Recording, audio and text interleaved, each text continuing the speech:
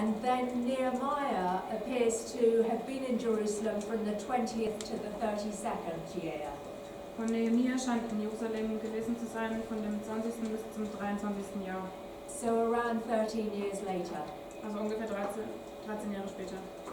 So if you look at Ezra and his reforms mentioned in the book, wenn du dir Esra anguckst und die Reformen, die in dem Buch sind, then it could appear that they were largely a failure, because Nehemiah then repeats them all. Dann könnte es sein, dass da einige Fehler waren, denn Nehemia macht das alles nach. Have you read Nehemiah as well? Habt ihr Nehemia auch schon gelesen? Okay. So there seems this lengthy gap. Da scheint eine große Lücke zu sein. Between Ezra's arrival in chapter 7 verse 8 zwischen Esras Ankunft in Kapitel 7 Vers 8 and then his reading of the Torah in Nehemiah. Und sein Vorlesen der Torah in Nehemia. And so some scholars think, why did he wait so long in order to do his reforms? Manche Wissenschaftler fragen, warum hat er so lange gewartet, bis er seine Reformen durchgeführt hat. So many critical scholars suggest that Nehemiah may have come first. Also viele kritischen Wissenschaftler denken, dass Nehemia zuerst kam. And his reforms, although important, were not completed until the coming of Ezra. Und dass seine Reformen nicht vervollständigt wurden, bis Esra kam. And then the Torah was spoken and taught. Und dass dann die Tora gelesen und erklärt wurde. So some people think that Nehemiah came first and his career should be sandwiched between chapters 6 and 7 of Ezra. Manche Leute denken, dass Nehemia zuerst da war und dass sein Buch zwischen Esra 6 und 7 reinpasst. And then others think that the public reading of the Torah, as mentioned in Nehemiah, und andere denken, dass das öffentliche Lesen der Tora, wie es in Nehemia steht, might have been the climax of Ezra's teaching rather than the beginning. Dass das der Höhepunkt von Esras Lehre war, eher als der Anfang. So you've got these two thinkings. Aber habt ihr diese zwei Denkweisen? So it's up to you. You'll read through and look at Ezra and just decide whether his teachings he might have taught and then the final reforms were done in the time of Nehemiah. Also, das ist bei euch, ob ihr glaubt, dass Esra am Anfang die Tora gelehrt hat oder dass es später erst war. Is that clear? Ist das klar? So we calculate Jeremiah as 70 years. Did you do this when you studied Jeremiah? Wir haben Jeremia 70 Jahre ausgerechnet. Habt ihr das getan? Letzte Woche. Oh, okay. Would someone like to read Jeremiah 25? Kann jemand mal Jeremia 25 lesen? And it's verse 8 to verse 13. Verse 8 bis 13.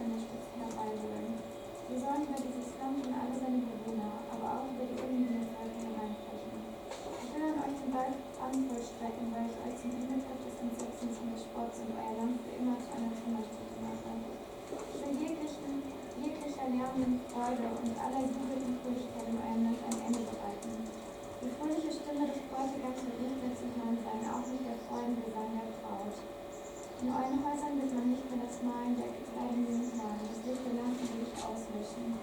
Das ganze Land wird zu Einöde, jetzt zu Wüste werden. Israel und die umliegenden Länder werden das König von Babel 70 Jahre lang als Knecht bedienen müssen. Wenn aber diese 70 Jahre um sind, spricht der Herr, will ich den König von Babel und sein Volk zur Rechenschaft ziehen, den all die Schwede, die auf sich genommen haben. Ich werde das Land der Babylonier für alle Zeiten zu Wüste machen. Alle Schworen, die ich gegen sie ausgesprochen habe, will ich an diesem Land in Erfüllung bringen. Und alle Weissagen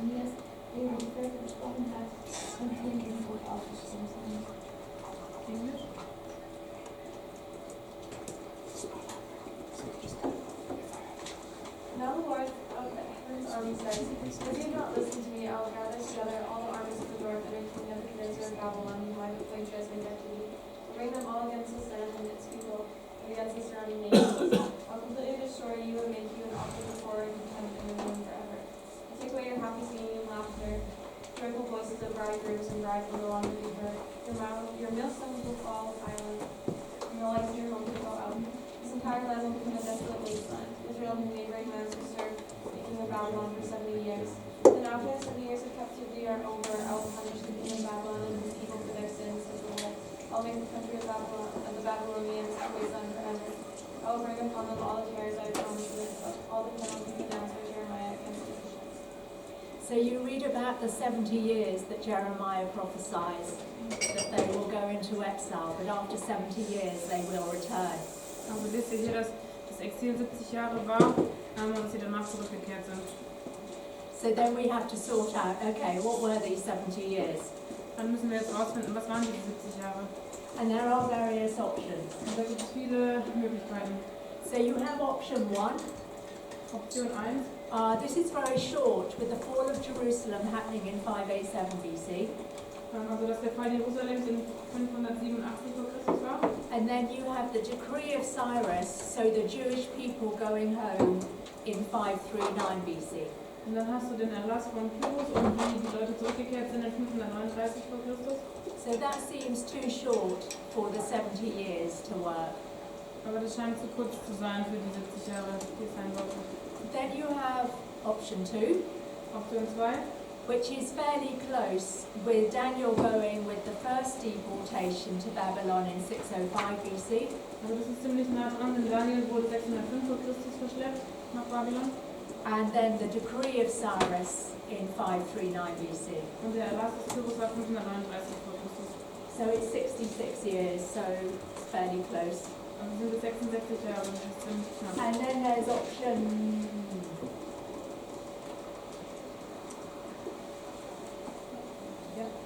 option 3. Option Nummer 3. You have the destruction of the first temple Zerstörung des ersten Tempels, in 587 BC, 587 vor Christus. and then the completion of the second temple in 516 BC. Und die Fertigstellung des zweiten Tempels in 516 vor Christus. So that is 70 years. Das sind 70 Jahre. Or another option is Jehoiakim, who was a vassal of Necho II, Pharaoh of Egypt, being taken off to Babylon by Nebuchadnezzar.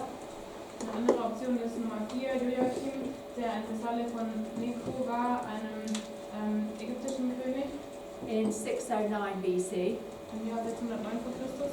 and then the decree of Cyrus in 539 BC. Und ein Erlass von Kyros im Jahr 539 vor Christus. So in option 4, you've got the king going off into exile, who is the king of all the people, Also bei Option 4 hast du den König, der ins Exil geht, der König aller Leute. and then the decree of Cyrus with them returning. Und dann der Erlass von Kyros und der Rückkehr. Or there's the destruction of the first temple and the completion of the second temple. Oder die Zerstörung des ersten Tempels und die Fertigstellung des zweiten Tempels. So both of those seem to fit in with the 17 years of Jeremiah. Also beide diese Optionen scheinen da reinzupassen, vielleicht zu Jeremia. But we don't know for sure what Jeremiah was referring to. Aber wir wissen nicht sicher, worauf sich Jeremia bezieht. But they're generally it's option 3. Aber allgemein denken wir Option 3. Which is thought that it doesn't count for, with the destruction of the temple and then the building of the second temple. Also dass das damit gemeint ist, die Zerstörung des ersten Tempels und die Fertigstellung des zweiten. So Jeremiah predicts 70 years they return, and they do return.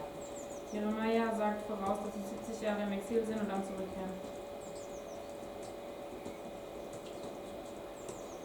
Is that kind of clear? Ist klar?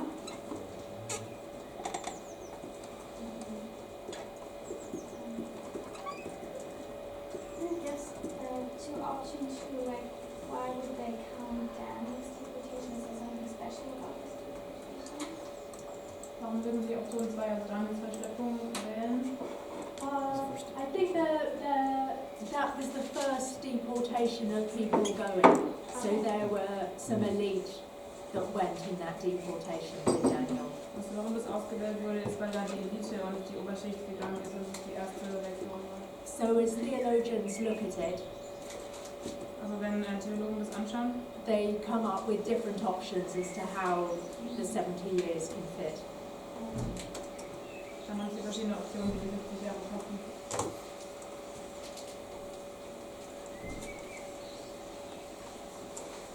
So Cyrus would have worshipped many gods. Pyrrhus hatte viele Götter angebetet. And you'll see in Ezra chapter 1 verse 2, Und in Esra 1, Vers 2 könnt ihr sehen, the the God of heaven has stirred up Cyrus. wie der Gott des Himmels Pyrrhus Herz angerührt hat And he had stirred up Cyrus to rebuild. und wie er Pyrrhus bewegt hat, neu die Stadt aufzubauen. And that was acceptable language for that time. Und es war eine angepasste Sprache für diese Zeit. So it's not actually saying that Cyrus knew Yahweh, the God of the Jews. Das heißt also nicht, dass Pyrrhus den Gott der Juden kannte. From the Cyrus cylinder we know that he favored the Jews. Von dem Pyrrhus-Zylinder sehen wir, dass er Gunst gegenüber den Juden gebracht hat And also all the other displaced people. und auch zu all den anderen weggeführten Leuten. But we do know that he wasn't a worshipper of Yahweh. Aber wir wissen auch, dass er kein Anbeter von Yahweh war. Because it states that in Isaiah that he wasn't. Denn das lesen wir in Jesaja, dass er das nicht war. Isaiah says, "You do not know me." Jesaja sagt, du kennst mich nicht.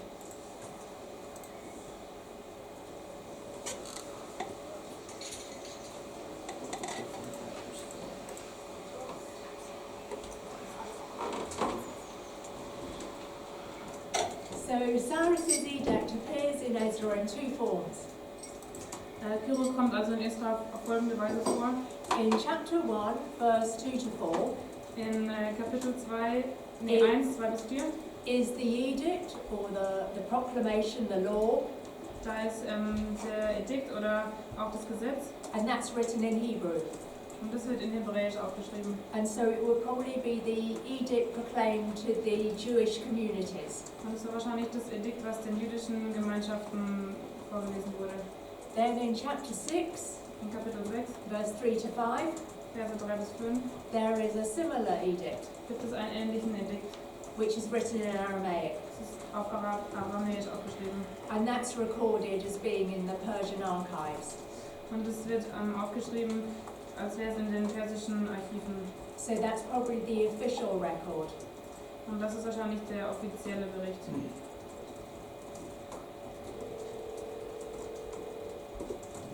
Cyrus also gave back the temple vessels Pyrrhus hat auch die Tempelvassallen zurückgebracht, so they could be returned to God's house after their rebuilding. die Tempelgefäße, sodass sie wieder neu benutzt werden konnten nach dem Wiederaufbau. And again, this shows God working through pagans. Und das zeigt, wie Gott durch Nichtgläubige am Wirken ist. And the same in our lives today. Das ist gleich in unserem Leben heute. And how Jesus works through those who don't know him. Und wie Jesus durch die wirkt, die ihn nicht kennen. And it's also possible for us to show that Und es ist auch möglich für uns, dass wir das zeigen and draw them to know Jesus und sie dahin führen, Gott kennenzulernen, through seeing God work through them. indem sie sehen, wie Gott durch sie wirkt.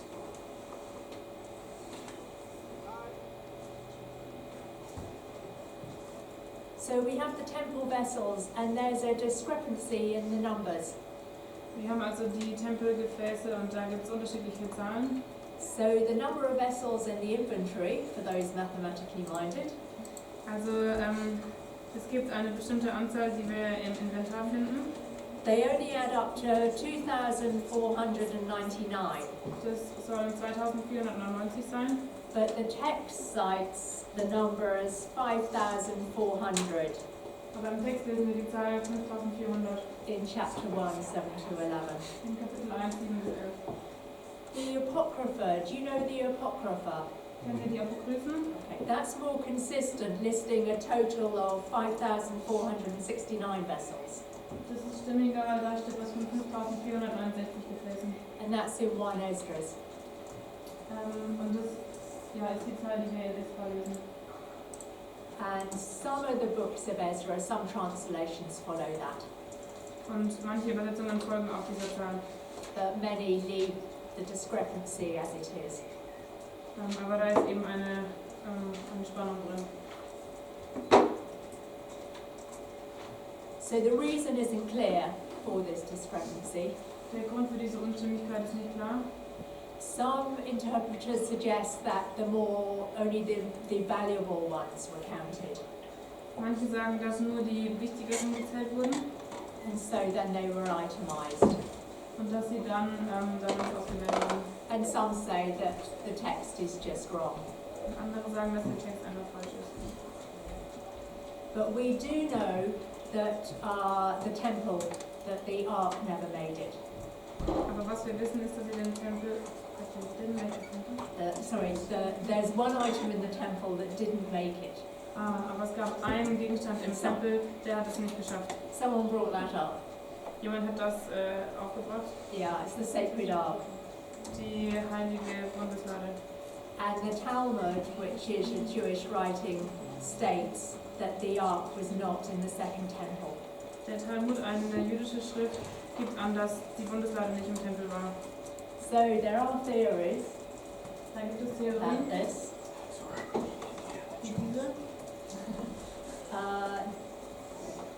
So Jeremiah predicted that after its departure, no one would build a second ark.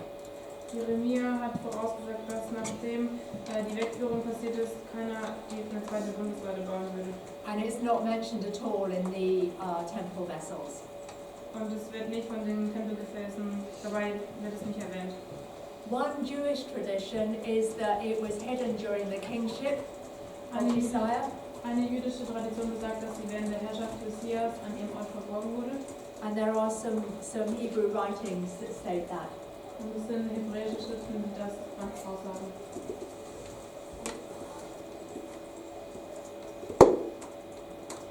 In 2 Maccabees, Im 2. Makkabäer, which is another historical writing which is in the Apocrypha, was eine andere historische Schrift ist aus den Apokryphen, Jeremiah is said to have hidden it on Mount Nebo.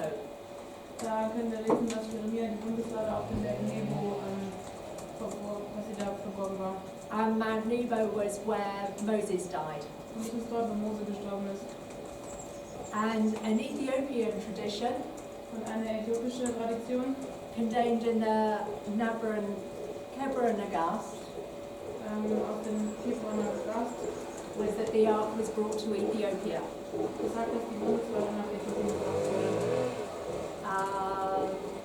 And if you go to Ethiopia, there is a building there where apparently the ark is. Und wenn du nach Äthiopien reist, dann wirst du sehen, dass da ein Gebäude ist, wo die Bundeslade sein soll. And no one is allowed in there. Und keiner darf da reingehen. I gather there's a priest maybe, but no one is allowed to go and see. Also, Priester vielleicht I schon. think there's a priest, Ja, ich glaube, da ist ein Priester, aber kein anderer darf da reingehen. but yes.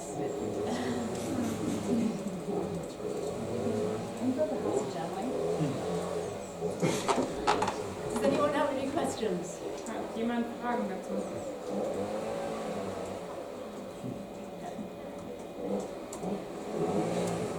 So we'll look at the structure now. Schauen wir uns die Struktur jetzt an. Andrew, question?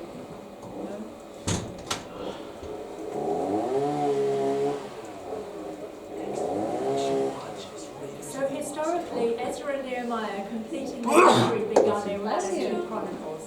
Bless you. Also, geschichtlich gesehen wird die Geschichte von Esra und Nehemia das fortführen, was wir in 1. und 2. Chronik lesen. And they detail the return of the exiles to Da- Jerusalem. Da wird auch die Rückkehr vom Exil nach Jerusalem beschrieben. And they narrate their efforts and the rebuilding of the second temple. Und sie erzählen auch die Mühen, die sie hatten, um den zweiten Tempel aufzubauen. And they describe the renewal of the Mosaic covenant Sie beschreiben die Erneuerung des Bundes durch Mose and the reconstruction of the Jerusalem's walls. und auch den Wiederaufbau der Stadtmauern Jerusalems. And there's some similarity to their structure Da gibt es Ähnlichkeiten zu Strukturen with the return. mit der Rückkehr. You've got the return and then the rebuilding. Ihr habt die Rückkehr und dann den Wiederaufbau. The building of the great altar and the rebuilding of Nehemiah. Den Wiederaufbau durch Nehemia und And you've got the temple being completed and the wall being completed.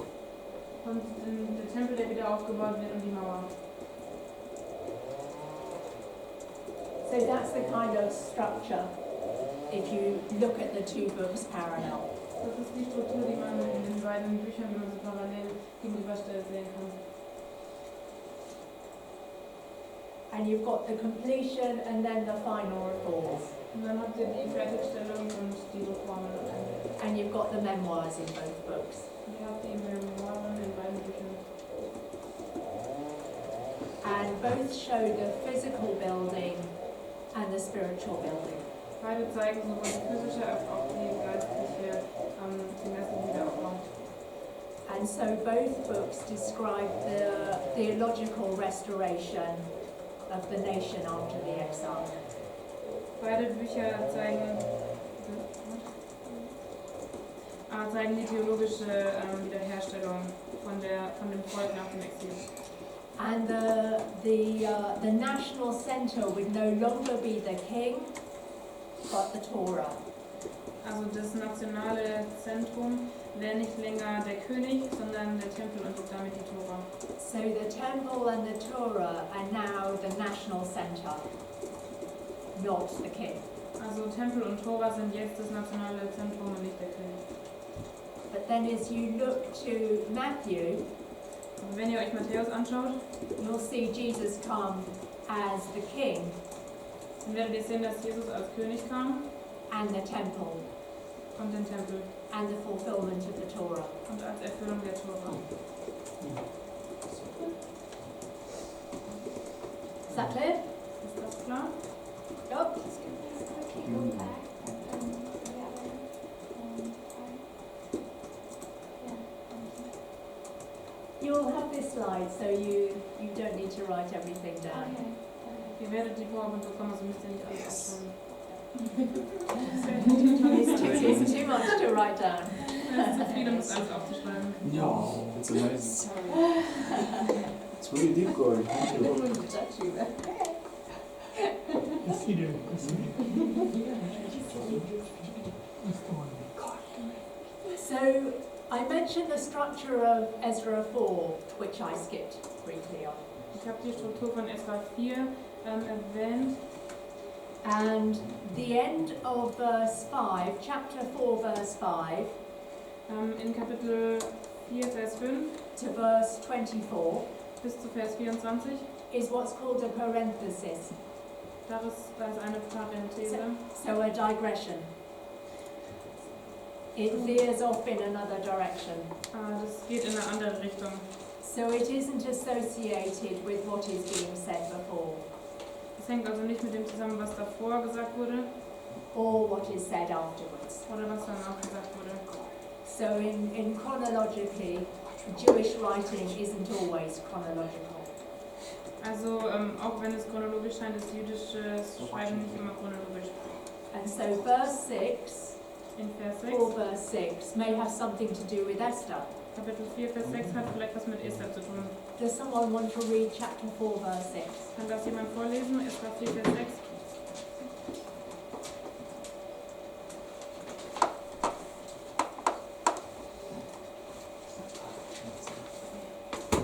Während der Herrschaft von Ahasveros zu Beginn seiner Regierungszeit verfassten sie eine Anklage gegen die Bewohner von Juda und Jerusalem.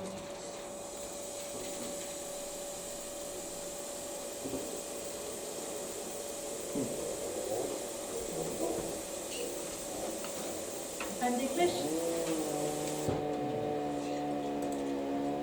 Years later, when Xerxes began his reign, the enemies of Judah wrote a letter of accusation against the people of Judah and Jerusalem. Sometimes it says Ahasuerus, but Xerxes and Ahasuerus are the same people. In German ist das alles heraus. Uh, Also Xerxes und Ahasuerus in Iran. yeah, in English it says Xerxes. Yeah, so that's the time of Esther. Das ist die Zeit von Esther. And then if someone reads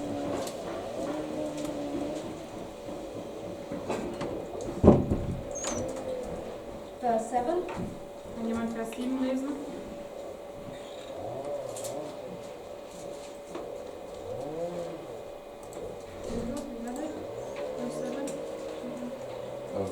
As Four, before, verse 7, yeah. verse 7. Even later during the reign of King Artaxerxes of Persia, enemies of Judah led by Ishlam, Mithridates, and Tabeel sent a letter to Artaxerxes in the Aramaic language and it was translated for the king. Deutsch? Und in den Tagen Artahastas trieben Ishlam, Mithridates und Tabel mit dem Rest der Gefährten Artaxerxes, den König von Persien, war in aramäischen verfasst und ins Arabische übersetzt. So verse 6, and they have something to do with the book of Esther. Vers 6 hat wahrscheinlich was mit Esther zu tun. In the reign of Xerxes or Ahasuerus. In der Herrschaft von Artaxerxes oder Ahasuerus. And then verse 7 is a letter to King Artaxerxes. Und in Vers 7 ist es ein Brief an König Artaxerxes. So all the days of Cyrus, In all den Tagen von Pyrrhus, from when they arrived until the reign of Darius I, is 536 to 521 BC. von der Zeit, als sie angekommen sind, bis zur Herrschaft von Darius, also 536 bis 521 vor Christus. And then the beginning of Ahasuerus' reign Von dem Anfang von der Herrschaft Ahasverus, is around 586 to 585 BC. das war 486 bis 85 vor Christus. And then we read that there was an accusation against the people of Judah. Und dann können wir von der Anklage gegen das jüdische Volk lesen. And from verse 7 to verse 24, we read the letter to King Artaxerxes, who reigned around 464 BC. Und in den Versen 7 bis 24 können wir einen Brief lesen von König Artaxerxes, der um die Zeit 464 vor Christus regiert hat. So just take notice that it doesn't run chronologically. Also ja, erkennt einfach nur, dass es nicht chronologisch war. So the significance of this temple, the initial temporary shrine, Die Bedeutung dieses Tempels, the tabernacle, was movable initially. also die Bundeslade, die konnte man, die Stiftshütte konnte man transportieren. And it was the beginning of Yahweh's dwelling place. Und es war der Ort, wo Jahwe gewohnt hat. And he was in the midst of Israel. Er war inmitten des Volkes Israel. So a movable shrine around Mount Sinai. Es war also ein Schrein, den man bewegen konnte von Ort zu Ort. And the future promise was for a permanent shrine. Und das zukünftige Versprechen war für einen andauernden Schrein. The place Yahweh your God will dwell, it says in the scriptures. An einem Ort, wo Jahwe, dein Gott, wohnen wird, so wie es in der Bibel steht. And this happened after the completion of the Canaanite conquest.